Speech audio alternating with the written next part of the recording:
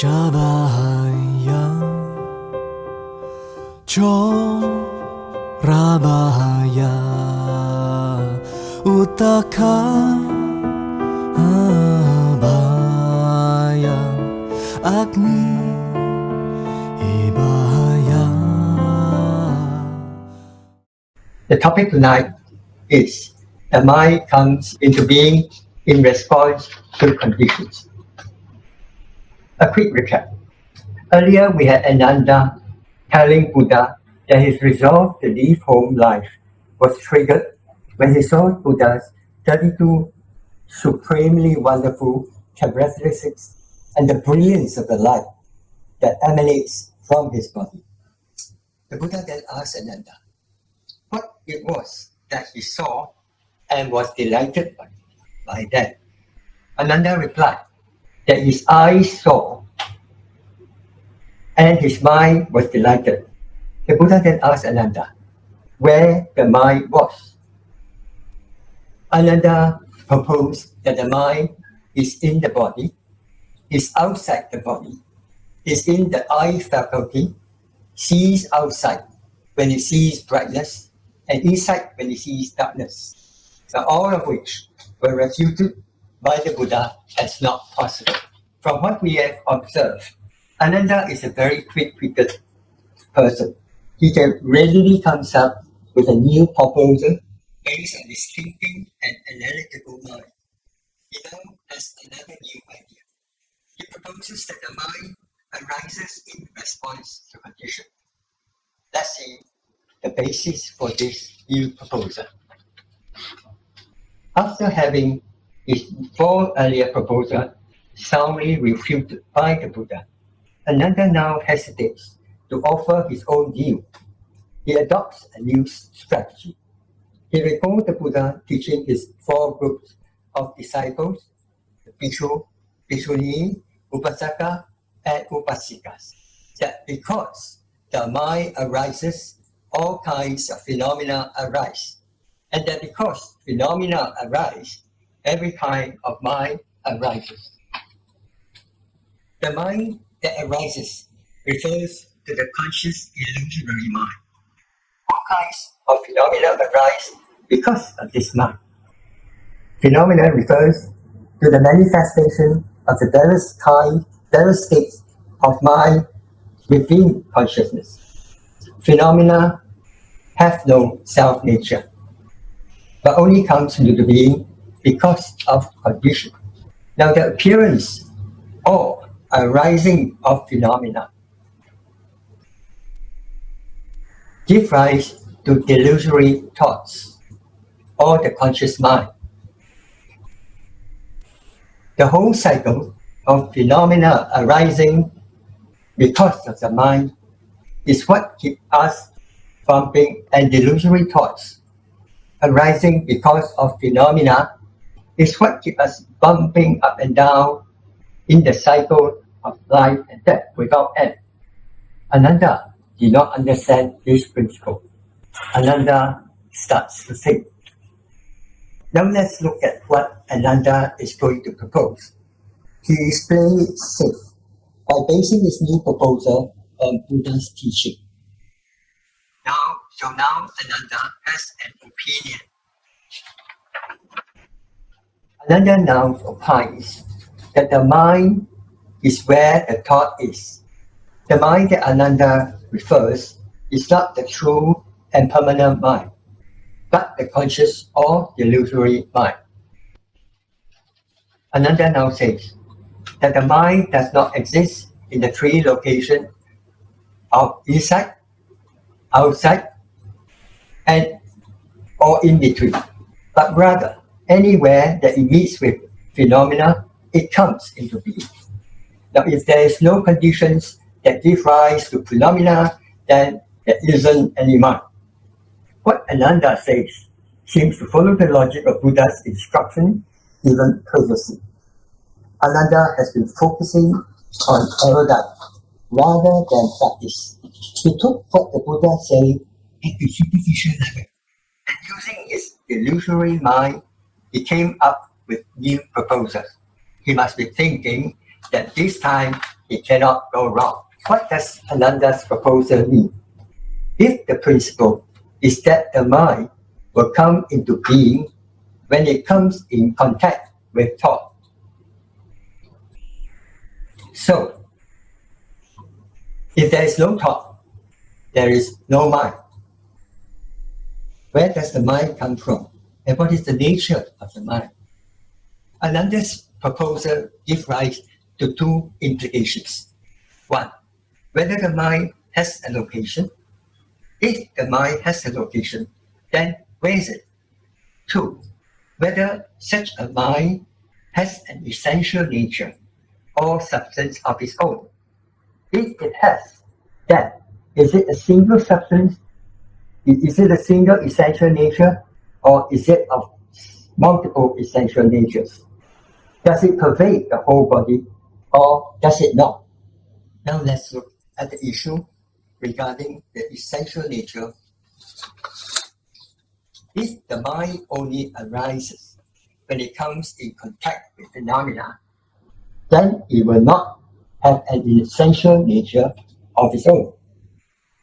If it does not have an essential nature, it cannot connect with anything. If it does, then it is out of the 18 ranks or dhatus. Remember the 18 dhatus, ranks? We have the 6 faculties, the 6 perceived objects, the 6 consciousnesses. Each of the elements in the 18 ranks has intrinsic nature. Normally, for two things to unite, both the constituting objects must have a substance.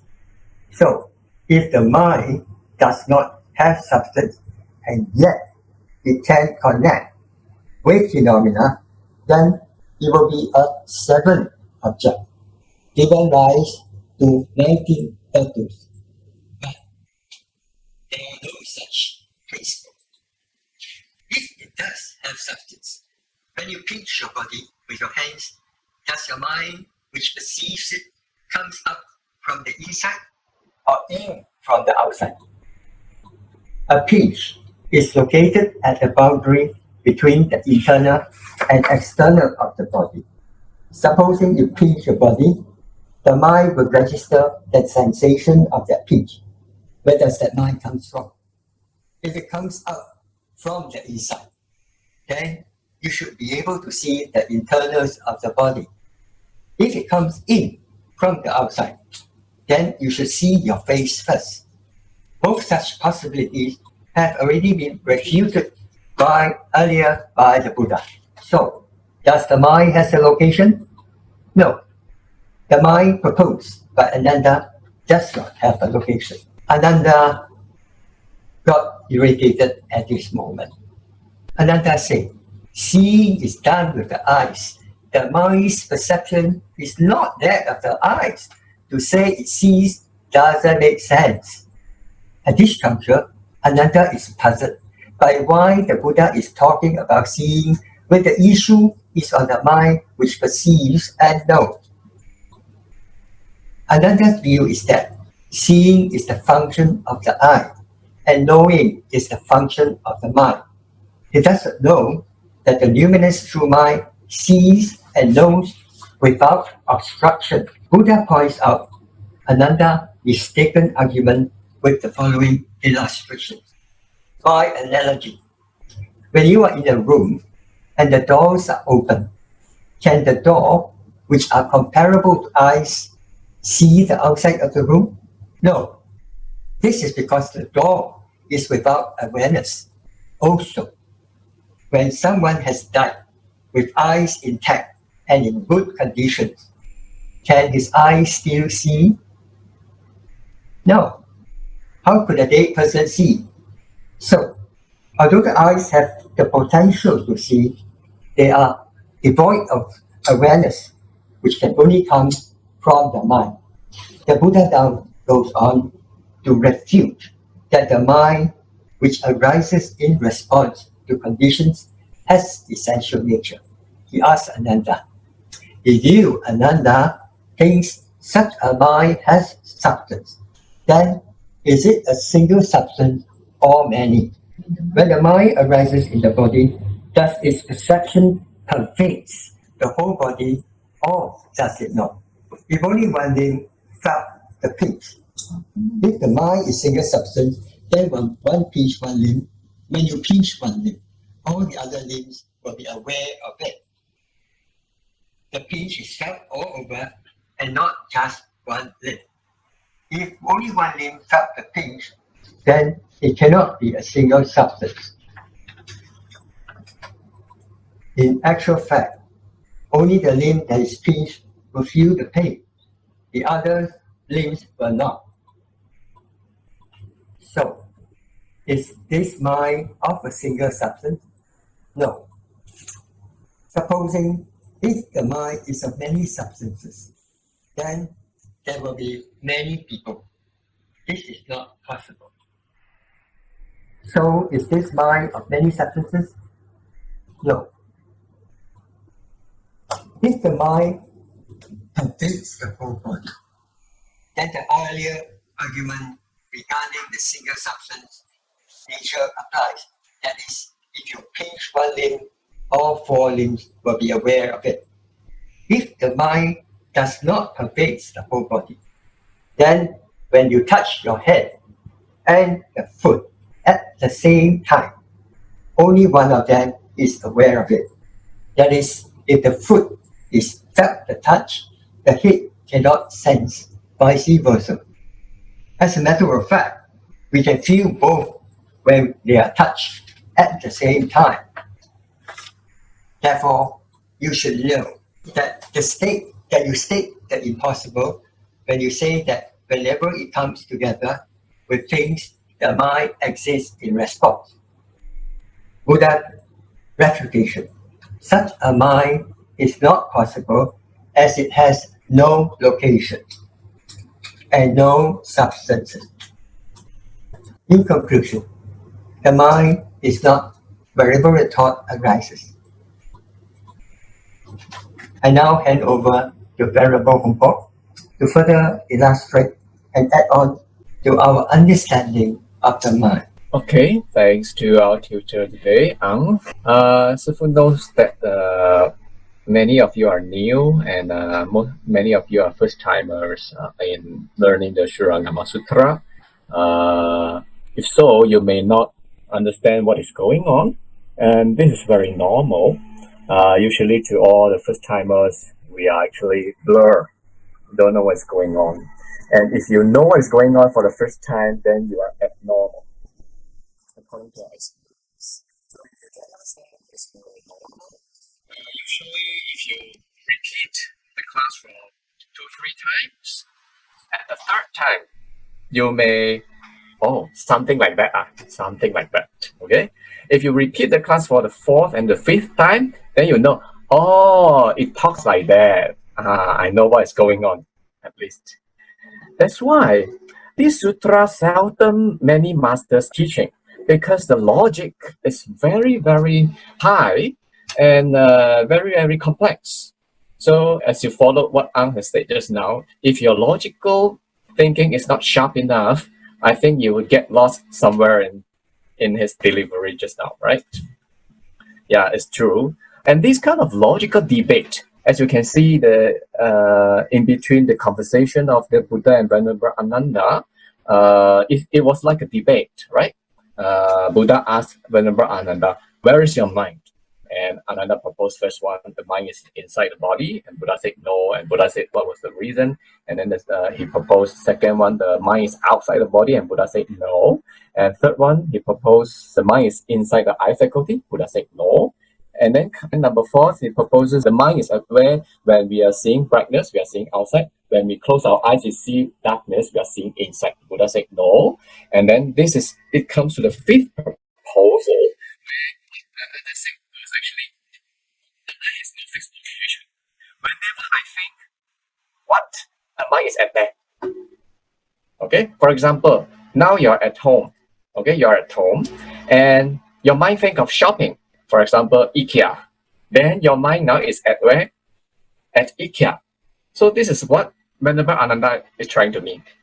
Okay, means I don't have a fixed place. Whenever I think, let's say now we are in Malaysia, you think of traveling to the US. Now your mind is have flown to US. This is what it means. Okay, and the Buddha has given some reasons and logics why this hypothesis is not correct. Okay, and this kind of debate is called Hetu Vidya. Hetu Vidya. Hetu means cause, C-A-U-S-E, cause. Vidya means knowledge. Hetu Vidya, the knowledge of cause. Okay, so this Hetu Vidya is actually a very well-known subject or study in the ancient India. It's like our science today. Everybody knows science. Okay, and even you go to school, like primary, elementary, or secondary school, science is actually a compulsory subject. So Hetu Vidya, the knowledge of reasoning, is a compulsory subject for all the Indian people in the ancient time, even before the Buddha. Like in the Vedas, the Brahmins, they already have this kind of knowledge. It's okay. So what is Hetu Vidya? Hetu Vidya is how to say something is correct. You claim something, for example, you claim, okay, the I is at where whenever I think. Then please give your proof. You have to give your reasoning to support your hypothesis, to support your claim. Okay, so it can be supported by a few things. For instance, okay, at first you have to state your stand. What is your stand? What is your hypothesis? What you want to claim? Your premise. Okay, in science we call your premise. And then you must give reasoning, reasons why you say so. And then third, if you cannot give reason, at least you must give an analogy to explain why you say so, why you claim so. And then fourth one, it must be reasonable and what you call practical.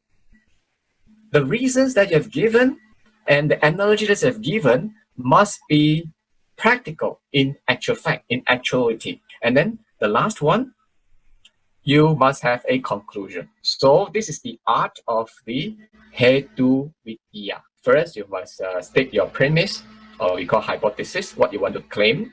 And then second, you have to give your reasons why. If you can't give logic or reasonings, at least you must give an analogy. In this case, it will be like in the third proposal, Ananda uses the analogy of the transparent crystal bowl put in front of the eyes. This is an analogy of supporting his claim that the mind is inside the eye faculty.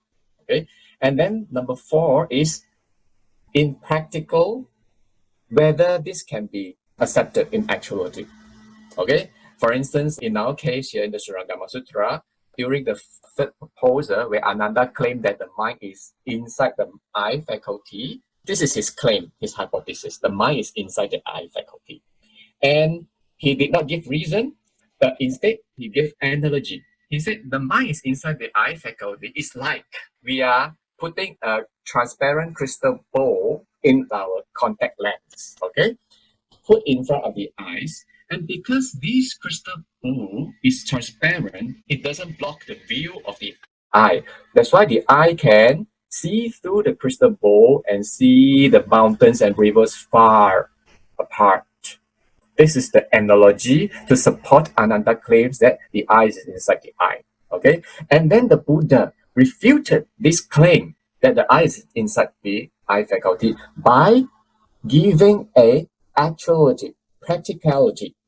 In practical, it doesn't. Okay, the crystal ball actually represents the transparent eyes because our eyeballs are transparent. The jelly inside is transparent. So the mind is hiding inside the eyeball, and just because the eye jelly is transparent, it doesn't block the mind to see through the eyeball and see the objects outside. And the Buddha said, no. Then the Buddha asked, if your mind were inside your eye faculty, when you see far, you can see the mountains outside. But when you see near, can you see your own eyes? In actual fact, we cannot see our own eyes when we see near, right? So this has proven Ananda's claim, Ananda's premise was wrong. Okay, so this debate is called Hetu Vidya. Okay, in our modern context, it's called experiment. Okay, in the Buddha's time, the Buddha did not have a laboratory.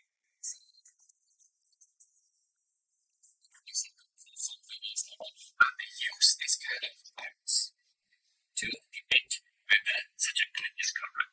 So, in today's topic, Ananda has given the fifth proposal where the mind is at where when it perceives things.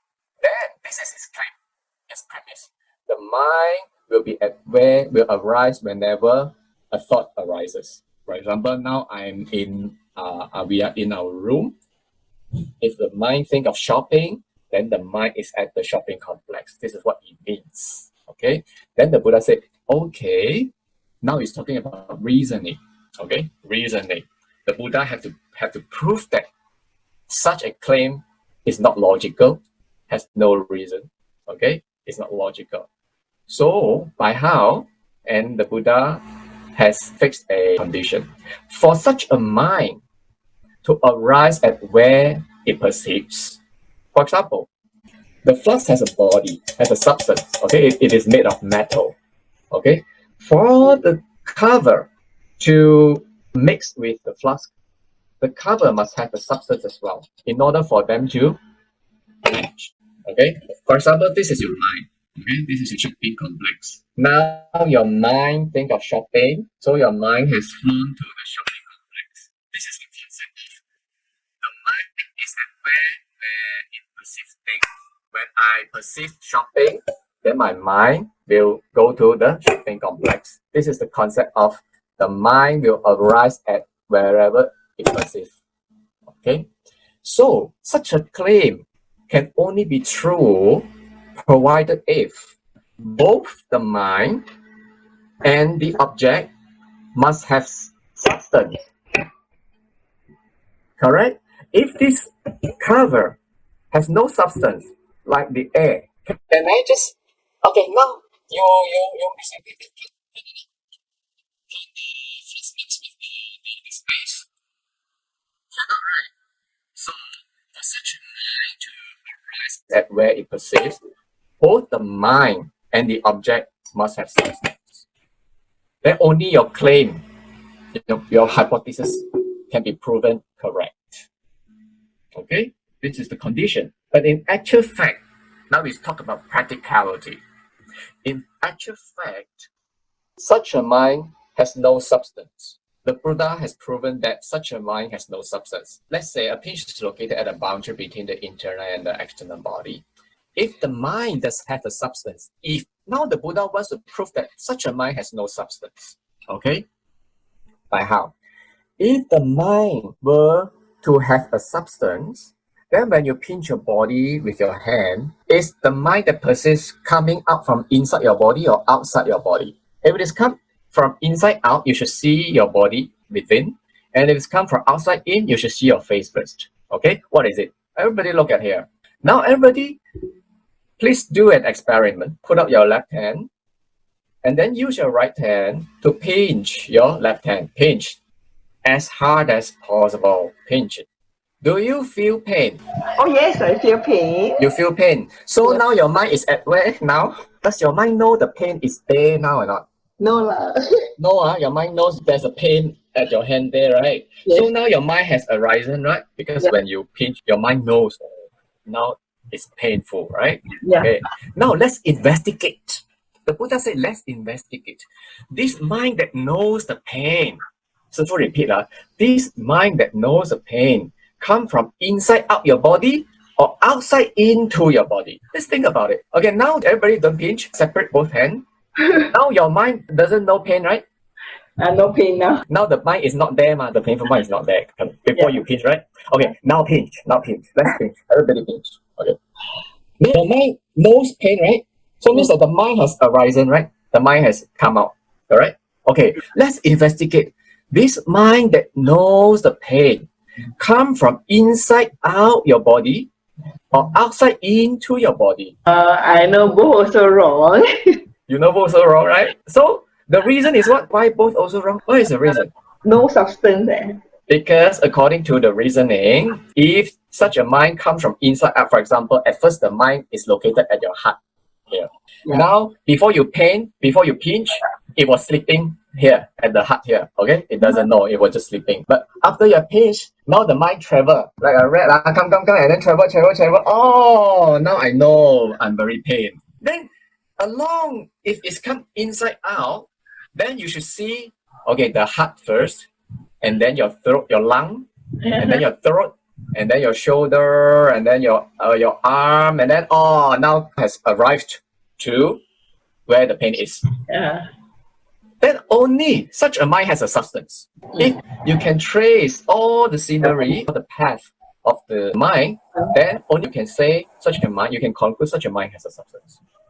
So for example, you travel from, let's say we take for instance Singapore, okay? You travel from Tampines to Tuas. So if you have a substance, you have a body, you are a real human being, I can trace now from the satellite, after Tuas, now you have reached to Bedok. After Bedok, you have reached to where? Kallang, okay? After Kallang, you reach to the CBD. And then later on to Clementi, Bukit Batok, Tuas, right? I can trace, right? Then I can only prove that, you are a real human that has a solid body, have a substance, correct? Yeah. If I can't trace such a thing, don't know where the mind comes from. Let's say you now come into the meeting room, I don't know where you come from.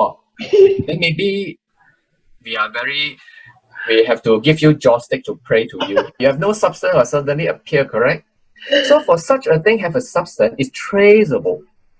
Okay, so if the mind has a substance that travel inside out, you must see the body within first, and then before it reaches to the point of pain. Okay, this is the reasoning.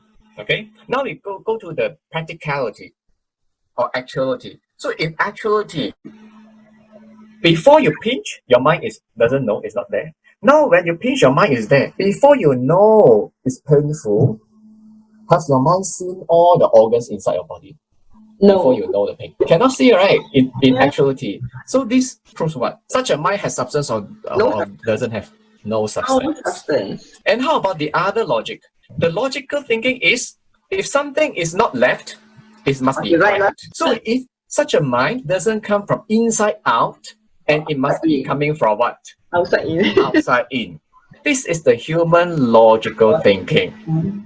And the Buddha wants to prove that actually the human's logical thinking is not logical. So there are a lot of logics inside, but actually what it wants to prove in the Shurangama Sutta is our logic is actually not logical. Why is it not logical? Okay, for such a mind to come outside in, what will happen? To see?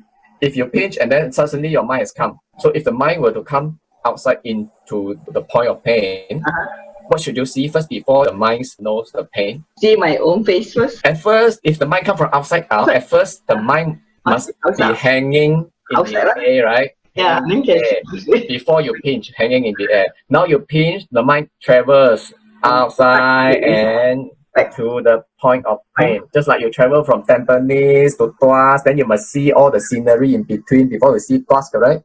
But do you see your face first before you know the pain? Cannot see. So such a mind has substance or doesn't? No substance. No substance. So the Buddha has proven, even from inside out or outside it, also proven such a claim is wrong. That's why the Surangama is beyond logic. We cannot say Surangama has no logic. Surangama is beyond logic. Very, very logical and beyond logic. That's why it's called wisdom. When you have wisdom, left or right, also you can prove that you're right. And the other one is wrong. If you don't have wisdom, you say left or say right, also you'll be proven wrong. This is the wisdom of the Buddha. And this is called Hetu Vidya, the knowledge of reasoning. Actually, from this point, the Buddha has already proven that such a mind has no substance, so it cannot, at where it perceives things. Already proven it has no substance. But if you are not convinced enough, the Buddha has another approach to convince us such a mind has no substance. Suppose it were a single substance or many substance. So, if the mind has a substance, it must have an attribute. What attribute is that? For instance, we say this flask has a substance, okay? When something has a substance, it must have an attribute. Attribute, shape, color, then only we can prove that it has a substance. Okay. So for such a mind to have a substance, what attribute will it take? Suppose such a mind has a substance, then what attribute would it take? Okay. How can you imagine the mind, such a mind? Okay. It could be one attribute, okay, or many attributes, many minds, okay. If you pinch two places also painful, or one place painful, or such a mind is partially pervade the body, or impartially means overall pervades the whole body. It may appear, it may take in these four possibilities. It may be of one substance or many substances, or the third possibility, it pervades partially the body, or it doesn't pervade partially the body, means covers the whole body.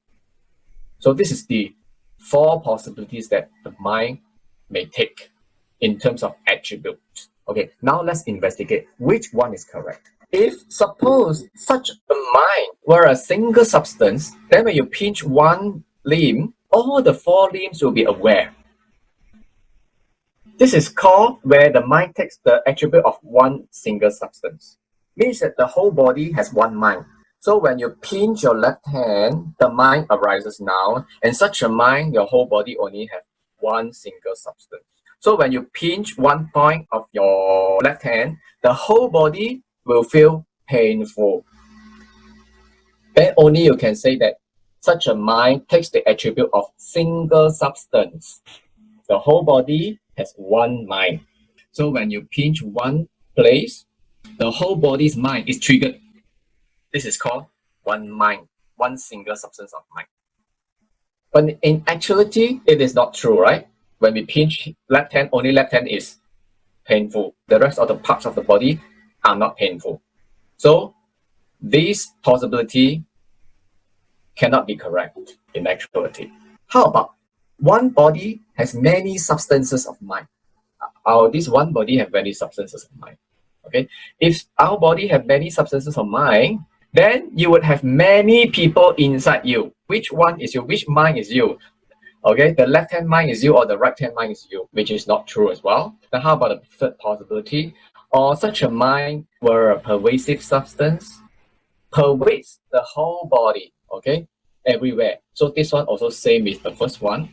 Okay, when we pinch one place, everywhere of the body is painful. And how about the last possibility? Okay, the last possibility is the mind pervades partially. When it is at the head, it cannot be at the leg. So when both the head and the leg are hit by something, if the mind chooses to be partially at the head, the leg should not pain, then only we can say such a mind has a substance and it takes the attribute of partially pervading the body. But in actuality, such scenario doesn't happen.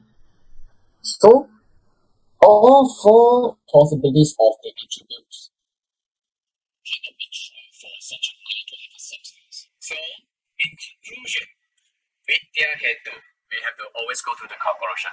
So in conclusion, because such a mind is proven doesn't have a substance, okay, that's why Ananda, you cannot claim that the mind will be at where it perceives things. So for many of us, especially first timers, okay, you may have this question in mind. Why, Buddha, you don't directly tell me the answer and make me confused? Just tell me the answer lah. Where is the mind lah? Why not here, not there, and then single substance, many substances, partially pervade and impartially pervades. So imaginative one, I also cannot imagine until there. Inside out can see inside the organ's body, outside in see the own face. Why so tedious one? Why? Okay, the teaching is here. Please listen attentively. The teaching is here. When we are in trouble, when we are in affliction, when we are in anger, we are in resentment, you give 101 reasons for you to hate a person. You give yourself 101 reasons to be angry, correct? And you give yourself many logics and reasons to attach to something, correct? And this is what the Shurangama wants to tell us. Whatever logics, whatever reasons that you give yourself to perceive a thing, to grasp a thing, to cling on to a thing, to attach to a thing, to love a thing, or even to hate a thing, to be angry of someone, you are actually out of logic. You are totally illogical. This is the teaching. So, how do we apply this today's lesson in our daily life? Whenever you have trouble mentally, spiritually, and you give yourselves many reasons to hate someone, to cling on something, please remember today's teaching. Whatever you think is illogical. Means that you have no reason to hate someone. You have no reason to cling on, to attach to something. They are all illusory. They are all products of your illusory mind. For example, you want to go buy a branded purse that may cost you a few $1,000s, okay? Then you give yourself a lot of reasons why you want to buy this branded purse. Because I can show off to my friends when I go and play mahjong, everybody will envy on me, That's why I must buy this branded purse. Then you must reflect. My mind thinks what? Why I want to buy this branded purse? Because I want to show off, and I give reasons to myself. And you must remember to this teaching. Actually, whatever reasons I'm giving myself, they are illogical. They are all illusory. This is the teaching, okay? This is what you can put into your daily life. Another good thing is when you cultivate your samadhi, for instance, you are cultivating your shamatha. Let's say now you are practicing in a you concentrate on your breathing, breathe out. And suddenly the thought arises. The five hindrances, one of them arises in your mind, okay? You may suddenly think of your daughter. Now my daughter after graduating, because of this COVID-19, cannot find a job leh. So how?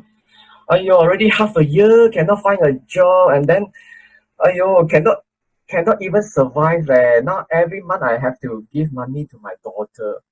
Then you cannot concentrate anymore on your breathing. Correct? That's why you cannot get into the jhana. Because you have this sloth and torpor, craving, the hindrance of craving and sloth and torpor. Then you must know such a mind is illusory. Whatever reasons I give myself to attention that I'm giving my daughter while I'm practicing my anapanasati, I better stop it. This is how you convince yourself to let go of the illusory thoughts. Then only you can get into the jhana easily. Same lah, when you're practicing jhana, you think of your loved ones. Why he doesn't love me anymore? I love him so much. And then all these things come on. I love him so much. He's supposed to love me logically like that, but how come at the end, outcome he doesn't love me anymore? Same lah, you fall into all these illogical thinkings, and you keep your own self. You're being caught by your own illusory mind. That's why the Buddha doesn't straight away give us answer. Instead of making us go through this very painful debate until we fed up of logics, until we let go of all our logical thinkings and just stay in the shamatha practice. That's why the first module of Shurangama Sutra is known as the Awakening Gateway. So Awakening Gateway is to awaken us in such a way that to help us to gain the shamatha. That's why Awakening Gateway is also called Su Shamatha. Okay, Su means wholesome, good shamatha. This is actually from the Yoga Acharya school. They define the phenomena of the universe based on the 8 consciousnesses. These 5 are called 5 senses. In our English conventional understanding, We know every human has 5 senses, right? Eye to see, ear to hear, nose to smell, tongue to taste, body to touch. But in yoga achara school, out of these 5 senses, we also have the 6th one, where the 6th consciousness is to differentiate, to identify things, okay, analyze things. And the 7th consciousness, manas, is the OS of samsara, which is attributed with self-attachment, self-love, self-delusions, view of self, self-superiority. And the 8th consciousness is like a storehouse. It's like a hard disk to store all your karmic sins that you have done in past, present, and for them to manifest according to the conditions. Okay? And this alaya is alaya vijnana. Somehow you won't find it so much in the Theravada, but Theravada talks about bhavanga. So the nature of this alaya vijnana is very similar to that of the bhavanga that is being discussed in the Shastra of the Theravada. So even though their names are different, but actually everybody is more or less talking about the same thing. Okay, if we have all 8, then we are in samsara. Okay, so when we cultivate samadhi, what actually we are doing? In shamatha, we are shutting down the first 6, or the first 5 at least. Shutting down the first 5 consciousnesses. Don't want to input any more signals. And so that the mind, the 6th consciousness, can concentrate on the meditation object and help you to enter into the jhanas. And later on, when we cultivate vipassana, we are actually converting the 6th consciousness to recognize, to see, to identify the Dhamma. Once you can identify the Dhamma, you will seize all the, for example, if you can seize your Sakaya Ditti, the view of self, then you are a Sotapanna. If you can seize more the root of hatred, the root of craving, and so forth, then you have shut down the sense of self. Then you're an arahant. This is a process of it. And you enter into Nibbana. Then what does Bodhisattva do? Bodhisattva, they have trained themselves to shut down all this, yet they can reopen everything back. And so they reinstate the Bodhisattva to come back to samsara to save, to salvage, to liberate all the still dreaming sentient beings. They switch on back. So means that the Bodhisattva, they can switch off, they also can switch on. So first 5 consciousnesses, eye consciousness, ear consciousness, nose, tongue, and body consciousness or touch consciousness. 6th consciousness, 7th, and 8th. So we human is exactly like a computer. The eye faculty is like our keyboard, our camera. Now your PC camera is capturing your image and input into the CPU, and then display through the software of Zoom. And then that's why your face appears in front of everybody, correct? Okay? So our eye is like a camera to capture the signal of a form object. And then when we capture the signal of the form objects, let's say this lotus, this signal of lotus must be turned into an electrical signal. Okay, in science it's an electrical signal, right? And this electrical signal is actually, you call the eye consciousness. Okay, and this electrical signal, the eye consciousness, will later on pass the signals into the brain for it to perceive, to identify what is it. So when the mind can identify, oh, this is a lotus and it is not a bird, then it has come to the state of the 6th consciousness, which is the mind consciousness. The mind consciousness now has function. Okay? The CPU has already processed and give you the answer and display it in front of your mind. Oh, this is a lotus, it's not a bird. This is a lotus, not a bird. Okay? Okay? And if you further have this in mind, the color of this lotus is so ugly. I don't like it. Who would buy a flower of this type of color? Okay? For example, if you have this in mind, oh, this color is very ugly. I don't like pink actually. Pink, pinkish, very hao, very hell, flower. So I a very ugly color. I don't like it. Who will buy this type of flower? Means that you have made a judgment. When you have come to a judgment, means that your mental construct, or in convention we call mental formation, skandha, has functioned. It has come to the seventh consciousness. The manas has taken place. The OS of samsara is switched on one more time in this very right moment of thought, when you have this judgment in your mind. You recreate a new bhava. You have created a new becoming. That's why you are bound to the cycle of rebirth. And this judgment, this mental construct, will be stored back into your alaya as a new seed, waiting for the right moment to get ripened as a retribution. So this experience, every day we see something and something in our mind, we can differentiate, and then every day we make judgment, and judgment safe back into the alaya, and then again we see things, go inside, safe back, and then we hear things, through the ear consciousness, we hear things and then perceive what is being said, and then make judgment, and then store back the X alaya. What we smell also pass inside, perceive, and then make judgment, pass safe inside. Same. So every moment we are creating karmas.